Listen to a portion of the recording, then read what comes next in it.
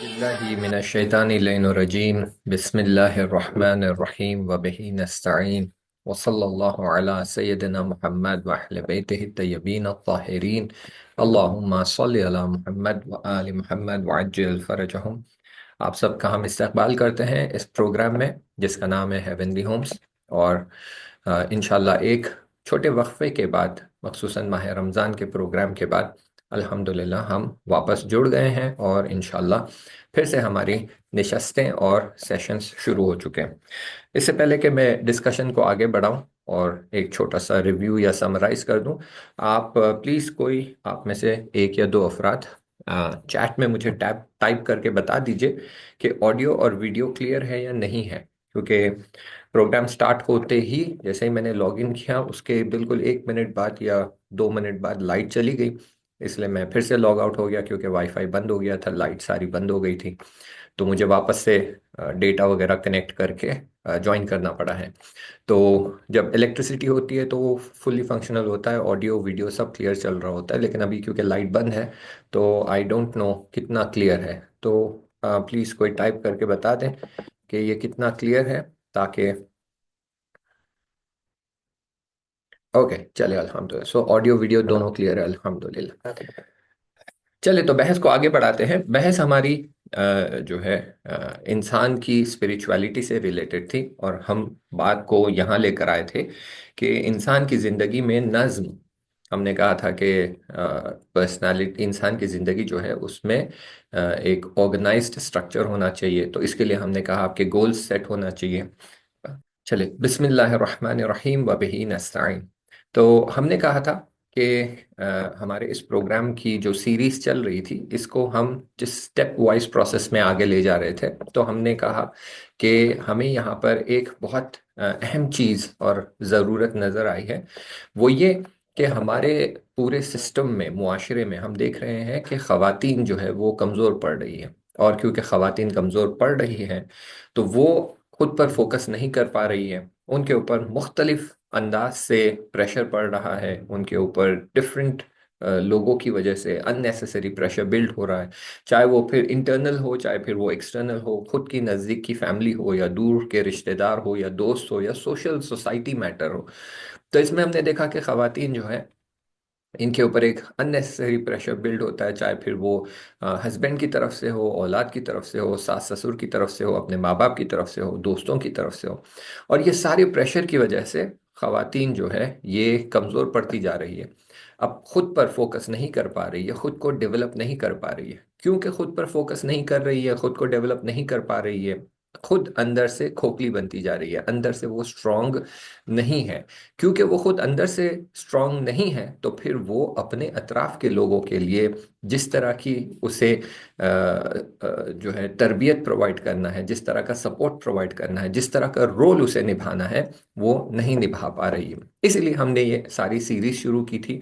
और ये सारी सीरीज का एक बहुत बड़ा हिस्सा हमने तकरीबन 10 सेशंस या उससे ज़्यादा सेशंस हमने इस पर स्पेंड किया है, ये समझने में कि ये प्रॉब्लम का रूट कॉज क्या है, जिसके लिए हमने फर्स्ट 2 या 3 सेशन इस पे स्पेंड किए हैं।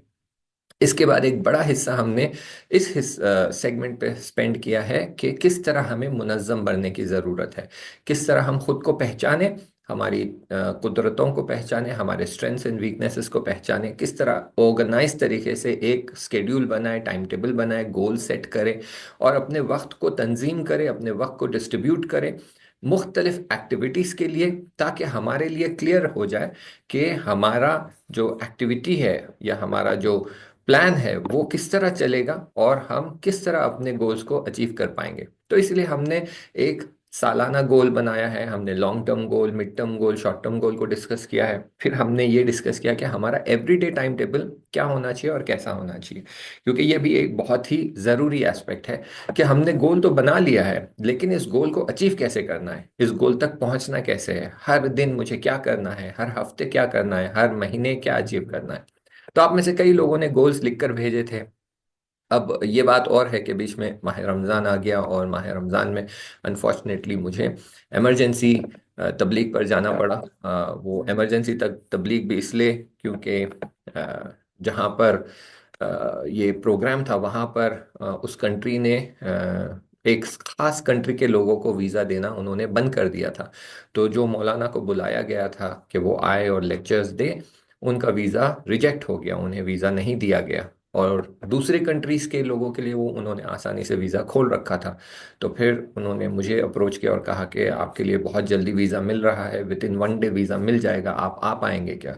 तो हमने देखा कि बजाय इसके कि माह रमज़ान में कोई प्रोग्राम ना हो और वहाँ पर क्लासेस बरगुजार ना हो या दर्स ना हो और शब कद्र के अमाल ना हो, इससे बेहतर यह है कि वहाँ जाते हैं, उस प्रोग्राम को अंजाम देते हैं। अगरचे हमारी क्लासेस थोड़ी सी पीछे रह गई है, लेकिन इंशाल्लाह उसको हम कंपनसेट करेंगे और उसको फुलफिल भी करेंगे पूरी तरह से, जिस तरह से वादा किया था आपके साथ। तो उस वजह से माह रमज़ान में थोड़ा सा हम पीछे रह गए, वरना इंशाल्लाह अब यहाँ से हम बिल्कुल 5 मिनट या 7 मिनट के अंदर रिकैप करते हैं और फिर हमारे डिस्कशन को आगे बढ़ाते हैं। तो माह रमज़ान स्टार्ट होने से पहले हमारा डिस्कशन इसी तरफ बढ़ रहा था कि किस तरह हमारी ज़िंदगी मुनज़्ज़म होनी चाहिए। इसके बाद हमने एक नया सेगमेंट शुरू किया जिस पर हमने फोकस किया और कहा कि हमारी ज़िंदगी में नज़्म और organise structure, time management, goal setting, ये सब होने के अलावा और अपनी खासियत, अपने खुसूसियात को समझना, अपने अंदर झांक कर देखना और अपनी स्ट्रेंथ्स वीकनेसेस को समझना, जौहरी विंडो बनाना, ये सब करने के अलावा एक बहुत बड़ा और इम्पोर्टेंट काम वो है कि खुद की स्पिरिचुअलिटी पर काम करना। क्योंकि ये सब होने के बावजूद अगर स्पिरिचुअलिटी नहीं होती है तो ये सारे काम का नतीजा या आउटकम जो होता है वो फिर नफ्स परस्ती की तरफ पलट जाता है, खुद परस्ती की तरफ बदल जाता है, बजाय इसके कि खुदा परस्ती की तरफ पलट जाए। यानी ये सारा नतीजा ये होगा कि आप अपनी खुशी के लिए, अपनी अना के लिए, अपनी नफ्स की जो है हवाए नफ्स की बातें सुनने के लिए, उसको खुश रखने के लिए ये सारा आप अंजाम देंगे, ना ये कि आप खुदा को खुश करने के लिए अंजाम देंगे। इसीलिए ये सारे सेगमेंट का एक बहुत ही असासी, फंडामेंटल, फाउंडेशनल एस्पेक्ट ये है कि हमें हमारी स्पिरिचुअलिटी पर भी काम करने की ज़रूरत है। और इसको लेकर फिर हमने डिस्कशन शुरू किया, इसमें हमने थोड़े पॉइंट्स कवर किए जिसमें बताया कि जो हुकूक है उसे फुलफिल करना चाहिए, जिसे मैं दोबारा आपकी खिदमत में अर्ज कर दूंगा। और उनको नज़र में रखते हुए फिर हम इस बहस की तरफ बढ़े थे जहां पर हमने आकर इंसान की टेम्परमेंट्स की बात की थी कि क्यों हम हमारे आमाल जो अंजाम देते हैं उसमें हम तवज्जो नहीं कर पाते, हम उसमें खुजू और खुशू नहीं ला पाते, क्योंकि इंसान की पर्सनालिटी जो है वो बहुत ज़्यादा उस पर असर करती है। वो पर्सनालिटी, जो बिहेवियर होता है, वो न सिर्फ आपकी स्पिरिचुअलिटी बल्कि आपकी सोशल लाइफ पर भी बहुत ज़्यादा तासीर गुजार होती है। और हमने आकर यहाँ पर 4 पर्सनालिटी टाइप्स को डिस्कस किया था। एक था मेलेंकली, जिसके लिए हमने कहा कि उसके बदन में पैनक्रियास से जो ब्लैक बाइल जनरेट होता है, जब उसकी बॉडी में ये ब्लैक बाइल बहुत बढ़ जाता है तो ये बन जाता है मेलेंकली। और फिर ये अफसुर्दा रहता है, डिप्रेस रहता है, सैड रहता है, बहुत छोटी छोटी बातों पर जल्दी ये अपसेट हो जाता है और बहुत लंबे वक्त तक ये नाराज रहता है, जल्दी ये खुश नहीं होता, जल्दी ये भुलाता नहीं है, लोगों की गलतियों को जल्दी ढूंढ कर निकालता है, हर चीज में पहले उसे गलती नजर आती है। ये मेलेंकली था। दूसरा था जिसका लिवर जो है वो बहुत ज्यादा एक्टिव होता है और येलो बाइल जो है बॉडी में बहुत ज्यादा बढ़ जाता है, जिसे हम कहते हैं कॉलरिक, जो होता है बहुत ही स्ट्रांग और डोमिनेटिंग पर्सनालिटी, जो हर चीज में अपना डोमिनेंस जताना चाहता है, अपनी अथॉरिटी जताना चाहता है, अपना पावर जताना चाहता है। तो ये कॉलरिक होता है जहां पर वो कहता है मैं हमेशा सच हूं और मैं ही बॉस हूं, हत्ता अगर मैं गलत भी हूं तो भी मैं सही हूं, क्योंकि मैं बॉस हूं, मैं डोमिनेट करता हूं, मैं लीडर हूं, इसीलिए मैं जो कहूंगा वही सही है। और मामूलन ये हम देखते हैं कि लोगों की ज़िंदगी में ऐसे लोग होते हैं, चाहे फिर वो ख़वातीन हो या फिर मर्द हजरात हो, लेकिन हम अपनी ज़िंदगी में देखते हैं ऐसे लोग मौजूद होते हैं। और ये लोगों को आप समझाते भी हैं तो इन्हें बात समझ आती है, लेकिन ये अपने बिहेवियर को चेंज नहीं कर पाते, क्योंकि कई बार ये हार्मोन सिस्टम जो होता है वो हमारे बिहेवियर को इतना स्ट्रांगली इन्फ्लुएंस करता है कि हमारा बिहेवियर इनवॉलेंटरी हो जाता है। यानी हम ना चाहते हुए भी हमारे अंदर वो बिहेवियर आ जाता है। तो इसीलिए इसको ट्रीटमेंट करने की ज़रूरत होती है। एक वक्त होता है आपका बिहेवियर प्राइमरी, सेकेंडरी और डोरमेंट बिहेवियर। ये हमने डिस्कस किया कि 4 जो टेम्परमेंट्स होते हैं, मेलेंकली, कॉलरिक, फ्लेगमेटिक, सैंग्विन। इसमें प्राइमरी और सेकेंडरी होता है, और फिर ये नीचे जो है वो डोरमेंट होता है। तो ये कभी इसमें फर्क थोड़ा हो तो चल जाएगा, लेकिन कई बार ऐसा होता है कि एक टेम्परमेंट बहुत शदीद हो जाता है, और इतना कि वो फिर आपकी पर्सनल लाइफ पर, दूसरों की लाइफ पर, दूसरों की जिंदगी और डिसीशंस पर बहुत ज़्यादा उसका असर होने लगता है, और वो नेगेटिव इम्पैक्ट होने लगता है। तो फिर वहाँ हमें ट्रीटमेंट करने की ज़रूरत है। जैसे कि अगर किसी शख्स के अंदर ब्लैक बाइल बहुत बढ़ जाता है, जिसे हम कहते हैं सौदा, तो वो सौदवी अगर बन जाता है और बहुत शदीद सौदवी बन जाता है, तो उससे बहुत ज़्यादा सुएजन होने लगता है सबके निस्बत, सबके जो है ऐसे अफराद मैं जानता हूँ जिसका सुएजन इतना बढ़ जाता है कि आज से 10 साल पहले, 20 साल पहले उस शख्स ने कोई जुमला कहा होगा जो इस शख्स को बुरा लगा था, इसके जहन में बैठ गया था, वो 20 साल पहले की बात सोचकर वो नाराज होता है, गुस्सा होता है, सैड होता है। तो ये यहाँ पर फिर ट्रीटमेंट करने की जरूरत पड़ जाती है। मिसाल देता हूँ मैं, एक कोई सीरियल था, बहुत टाइम पहले मैंने, तकरीबन 9 साल पहले मैंने देखा था ये सीरियल, 9-10 साल शायद उससे भी ज्यादा पहले मैंने ये सीरियल देखा था। उसमें कुछ दोस्त होते हैं, आपस में 5-6 दोस्त होते हैं, वो जो है एक दूसरे को सपोर्ट करते हैं जिंदगी संभालने में, मुश्किलात में, जॉब नहीं मिल रही है तो हेल्प कर लो, ये कर लो, एक साथ में मिलकर एक दूसरे को मदद कर रहे होते हैं। अचानक एक दिन एक दोस्त जो है दूसरे दोस्त से, सुबह उठता है वो, सुबह उठते ही वो दूसरे दोस्त से वो नाराज है बहुत। उससे जो है बात करने का अंदाज, मिलने का अंदाज, ग्रीटिंग्स का अंदाज काफी उसका जो है ड्राई हो जाता है, बात भी सही नहीं कर रहा है, सलाम भी सही नहीं कर रहा है, बिहेव भी सही नहीं कर रहा है। और वो दोस्त उससे पूछता है कि भाई क्या हुआ, तू क्यों मेरे साथ ऐसे बिहेव कर रहा है? तो वो कहता है नहीं पता, बस मेरा मूड खराब है, तुझको लेके मेरा मूड खराब है। और वो हर चीज पर उसकी इंसल्ट कर रहा है, उसको ताना मार रहा है। तो 1-2 दिन के बाद ये दोस्त कहता है नहीं भाई ऐसा नहीं चलेगा, हम पहले अच्छे दोस्त हुआ करते थे, अब हमारे बीच में ये जो मिसअंडरस्टैंडिंग चल रही है, मुझे समझने की जरूरत है कि कहाँ मुश्किल हुई, क्या हुआ, मैंने कुछ ऐसा बोल दिया जिससे तुम्हें बुरा लगा। अब ये बैठकर डिस्कशन स्टार्ट करते हैं कि भाई इस दिन जब तू उठा तब से तेरा मूड खराब है, इससे पहले तेरा मूड अच्छा था, तो अब बता इससे पहले ऐसा क्या हुआ। अब पिछले 1-2 दिन में मैंने कहाँ तुझसे कुछ कहा, किसी डिनर पार्टी में मैंने कह दिया, तुझे ऑफिस में मैंने कह दिया, तेरा काम मैंने नहीं किया। जब डिस्कस करते हैं तो बात बात में पता चलता है कि ये जो दोस्त बदसलूकी कर रहा था, इसने ख्वाब में देखा कि इस दोस्त ने इसकी मदद नहीं की। अब ये सुबह उठा तो ये जो बात इसके सबकॉन्शियस माइंड में चली गई ख्वाब के जरिए कि इस दोस्त ने मेरी मदद नहीं की, उस वजह से अब ये दोस्त के साथ बदसलूकी कर रहा है। तो कहता है भाई तूने जो ख्वाब में देखा वो रियलिटी है भी नहीं, उससे उसको लेकर तू मेरे साथ इस तरह क्यों सुलूक कर रहा है, क्यों? क्योंकि वही बात है, सौदा इसका इतना ज्यादा था कि जो चीज हकीकत भी नहीं रखती, जो चीज गुमान में है, फिक्र में है, ख्याल में है, उसको लेकर वो शख्स सैड हो जाता है, अफसोस करने लगता है, सुएजन आ जाता है, नाराहत हो जाता है, गुस्सा हो जाता है, और दूसरों के साथ बदसलूकी शुरू कर देता है। तो ये जो बिहेवियर है ये कई बार हमारी पर्सनालिटी में हमारे कंट्रोल में नहीं होता है। क्यों? क्योंकि हार्मोन्स की वजह से हमारा बिहेवियर इस तरह चल रहा है। तो हमने मेलेंकली कहा, कॉलेरिक कहा, अब बच गए दो और, जिसमें एक है सैंग्विन और एक है फ्लेगमेटिक। सैंग्विन वो है जिसके अंदर खून बहुत तेजी से बनता है और बहुत ज्यादा बनने लगता है। तो वो बहुत ज्यादा अ, जो है एक्टिव हो जाता है, और उसके अंदर जो है हम कहते हैं, कई बार हम उसको पॉजिटिव नाम भी देते हैं, बबली कैरेक्टर है, बहुत ही खुश मिजाज है, हमेशा हंसते रहता है।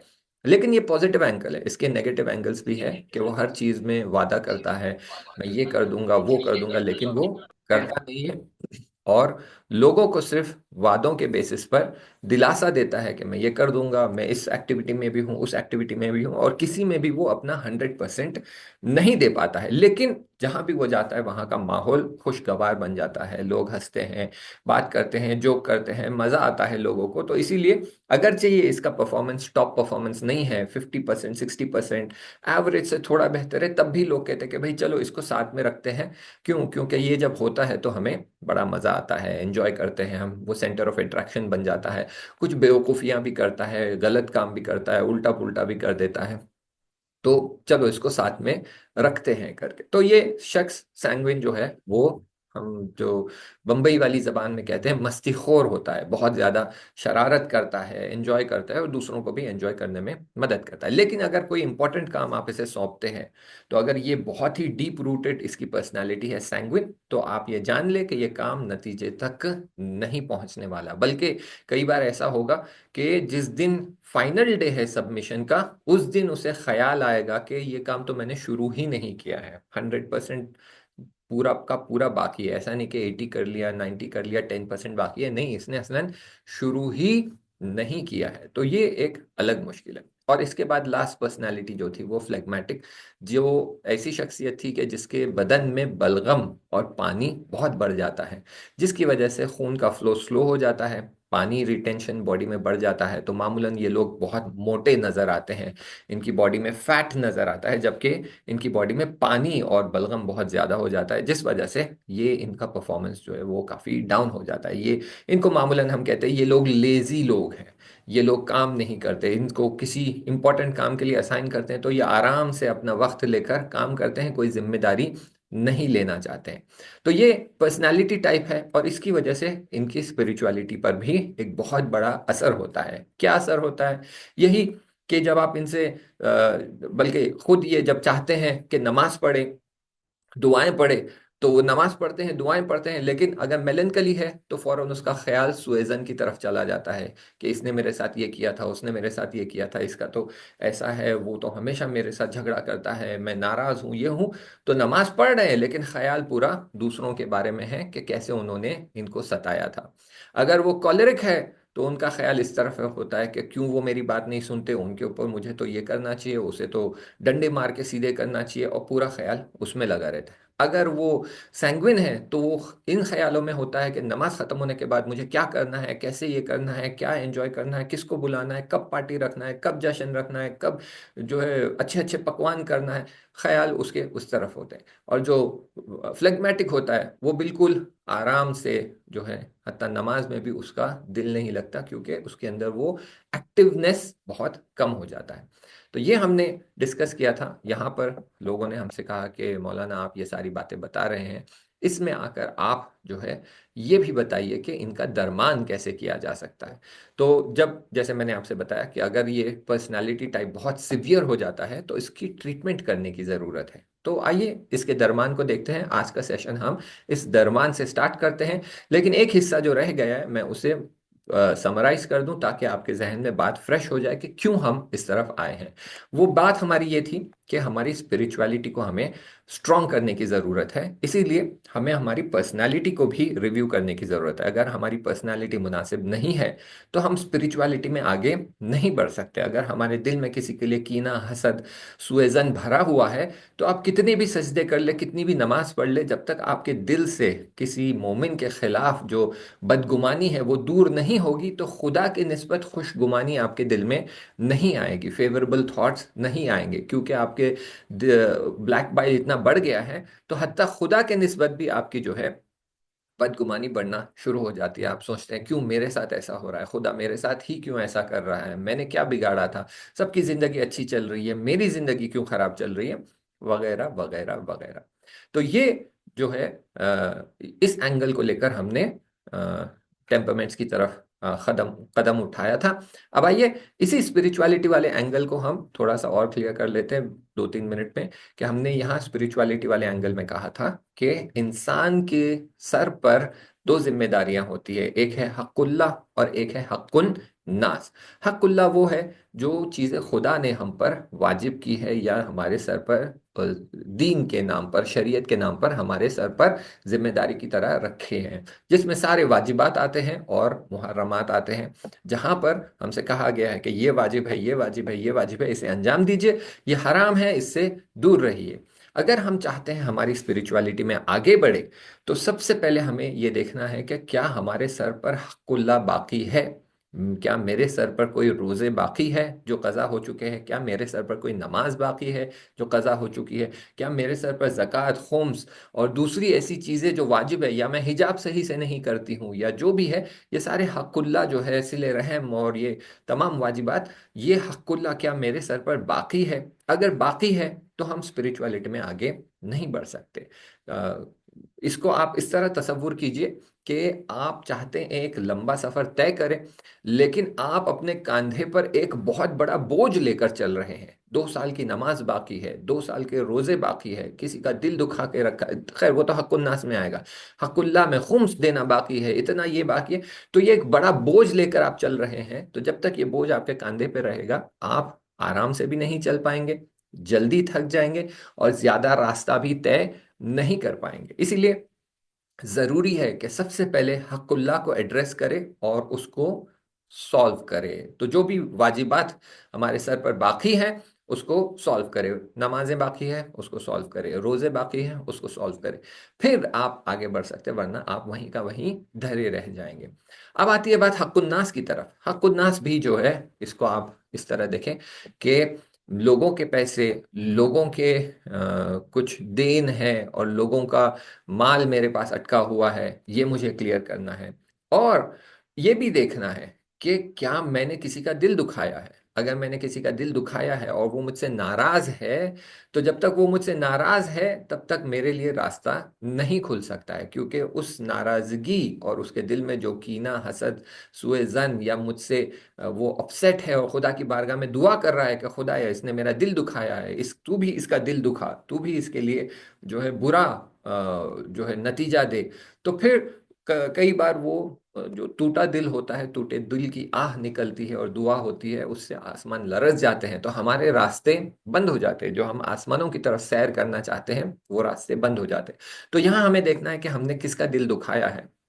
जिसका दिल दुखाया है उससे माफी मांगने की जरूरत है, और अच्छी तरह से माफी, सिर्फ सरसरी जबानी तौर पे नहीं, वाकई दिल से माफी मांगने की जरूरत है। एक होता है फॉरगिव, एक होता है फॉरगिव एंड फॉरगेट। तो हमें ऐसा माफी मांगना है कि वो सिर्फ हमें फॉरगिव ना करे, बल्कि फॉरगिव करे, और वो हमारी गलती जो है उसे फॉरगेट भी करे, तब जाके हमें आगे बढ़ने का रास्ता खुलता है। दूसरी तरफ से कई लोग ऐसे हैं जिन्होंने हमारा दिल दुखाया है, और अगर हमारे ख्यालात उनके उस अमाल में अटके हुए हैं कि उसने मेरे साथ ऐसा किया है, क़यामत के दिन तो मैं छोड़ूंगा नहीं उसे, मैं तो उसको बर्बाद कर दूंगा, इस दुनिया में भी मैं उसको नुकसान पहुंचाऊंगा, ये करूंगा वो करूंगा, और यही चक्कर में अगर हम फंसे होते हैं तो फिर हम आगे नहीं बढ़ सकते हैं। तो यहाँ भी हमें हम हक़ुन्नास के तौर पर इन्हें माफ करना होता है, और यहाँ भी वही एंगल होता है, सिर्फ फॉरगिव नहीं करना है, फॉरगिव एंड फॉरगेट करना है, तब हम आगे बढ़ सकते हैं। एक हमारे पास काउंसलिंग के लिए केस आया था, एक खातून थी और वो अपने शौहर से नाराज थी, वो बैकग्राउंड में बाद में बताऊंगा। लेकिन सारा डिस्कशन होने के बाद 6 सेशंस 8 सेशंस काउंसलिंग के हुए, उन्हें सारा राह हल बताया गया, कैसे डील करना है, कैसे सॉल्व करना है, सब कुछ होने के बाद, सारे सेशंस होने के बाद, जब लग रहा था कि सब सेट हो गया, अब वो अपने जिंदगी में पलट रही है, जिंदगी बैलेंस हो रही है, खुशहाली की तरफ जा रही है, सब अच्छा हो रहा है, तो आखिरी सेशन में उन्होंने एक जुमला कहा जो मुझे बहुत उस बात का बुरा लगा, कह लीजिए, या मेरे दिल पे जाकर वो बात लगी है। वो ये कि वो आखिरी सेशन के आधा घंटा जब बचा हुआ था, तो उन्होंने कहा कि मौलाना, आप मुझे एक रास्ता दिखाइए। मैंने कहा किस चीज़ के लिए आपको रहनुमाई चाहिए, किस चीज़ का रास्ता चाहिए। तो कहा कि मेरे शौहर ने मेरा दिल दुखाया है और उस वजह से मुझे बुरा लगा है। अब मुझे ये सारी बातें आपने जो कही कि माफ कर दो, ये कर दो, खुदा की तरफ जाओ, कयामत के दिन आपको सवाब मिलेगा, जन्नत मिलेगी, ये सब मैं कबूल भी करती हूँ, मानती भी हूँ, मैं ये करना भी चाहती हूँ। लेकिन मेरे दिल में जो हर्ट है, जो पेन है, जो फीलिंग है, वो जा नहीं पा रही है। और जबकि मैंने उनको तस्बीह भी बताई, सब बताई, लेकिन आखिरी जुमला उनका ये था कि कोई तरीका बताइए कि मैं अपने शौहर को बिल्कुल उसी शिद्दत से हर्ट कर सकूं, मुझे देखना है उसे दर्द में तड़पते हुए, तो तब जाके मेरे दिल को सुकून आएगा। और मैं उनसे ये कहने की कोशिश कर रहा था कि खुदावंद मुताल कितना इस बात पे एम्फसाइज करता है कि आप बख्श दे, माफ कर दे, और इसका अज्र मैं आपको दूंगा, मैं इससे आपको स्पिरिचुअलिटी दूंगा, आगे बढ़ाऊंगा, अहलुल बैत से नजदीक कर दूंगा। यहाँ तक मुमकिन है कि अगर आप इस रास्ते पर पाफिशारी करते हैं, स्टेटफास्टनेस दिखाते हैं, और पाबंद होते हैं इस रास्ते पे, तो आपकी मुलाकात हर दिन आपकी मुलाकात इमाम ज़माना जल्लल्लाहु ताला फरजहू शरीफ से भी हो सकती है। तो ये सब जानने के बाद, बताने के बाद, फिर भी उनका जुमला ये था कि मुझे मेरे शौहर को दर्द पहुंचाना है, I want to see him struggle in pain, जैसे मैं तड़पी हूं, मैं चाहती हूँ वो भी तड़पे। तो जब तक ये हमारे अंदर फीलिंग बाकी रहती है कि मुझे उससे बदला लेना ही है, उसे तड़पाना ही है, तो फिर ये स्पिरिचुअलिटी का रास्ता हमारे लिए खुल नहीं सकता। हमने इन डिस्कशंस को डिटेल में नहीं लिया है, सुपरफिशियली एड्रेस किया है, लेकिन ये जगह, अपने डिस्कशंस अपनी जगह पर बाकी है कि हमारे बिहेवियर में, हमारी साइकोलॉजी में, हमारी थिंकिंग में चेंजेस आने की ज़रूरत है, तब जाकर हम स्पिरिचुअलिटी में आगे बढ़ सकते हैं। लेकिन इन सबको इंशाल्लाह हम बाद में डील करेंगे। हम आए हैं टेम्परमेंट्स की तरफ, और इन टेम्परमेंट्स को कैसे डील करना है, कैसे सॉल्व करना है, उसकी तरफ आए। तो आइए, जो सवाल आप लोगों ने पूछा है, मैंने अभी तक के सारे डिस्कशंस जो हुए एक समराइज कर दिया, क्योंकि बीच में एक बहुत बड़ा गैप हो गया था 1 महीने का, तो उसको मैंने समराइज कर दिया है। अब यहाँ से हमारा डिस्कशन आगे बढ़ता है कि हमारे टेम्परमेंट्स जो है उसकी ट्रीटमेंट कैसी की जाए।